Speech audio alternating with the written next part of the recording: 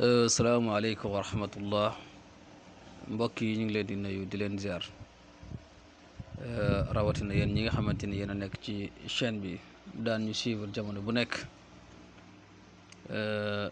di leen wax ne ñu ngi leen di sant bu baax di leen gërëm yéen ñi nga xamante ni yéen a ngi seetaan suñu vidéo te abonné ku leen ci chaîne bi ngeen abonné ci chaîne bi te partage vidéo yi tey nag dañoo dikkaatoon ak yéen ci benn xeetu xam-xam boo xamante ni gëj nañoo ñëw lool andi ci ay ndollal ci chaîne bi jëmale ko ci ñi nga xamante ni ñu ngi taataan vidéo yi jamono bu nekk di ñu woo di apprécier ak ñi nga xamante ni ñu ngi jarbu mooy ñi ngi essayer yi nga xamante ni ñu ngi leen koy jox di ci gis résultat ñëpp ñu ngi leen di sant di leen gërëm tey nag dañu ñu indi leen benn xeetu noob boo xamante ni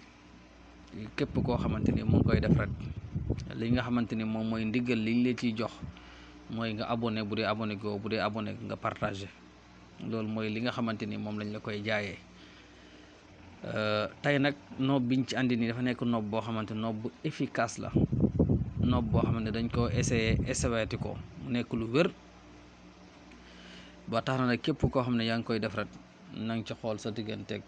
sa borom na la farata tax a jóg na la lu baax tax a jóg waaye joxuñ ko kenn koo xamante ni muy ci côté jigéen wala muy côté góor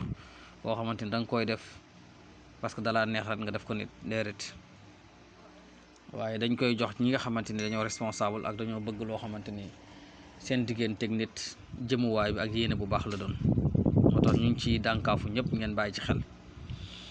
noob bi nag nii ngeen koy bindee allahu samadu ngeen ubbi xaahu allahu gi ak saatu samadu gi ngeen dugal ci biir jaamio bay ngeen defaat jaamio bu ko defee nag ci biir loolu bu njëkk bi da nga ciy dugal turu ku jigéen ki beneen bi turu ku góor ki boo paree nag nga wut boppu mburu nga def ko ci nga suul ko fii tooy incha allahu rabbi li nga bëgg di nga ko am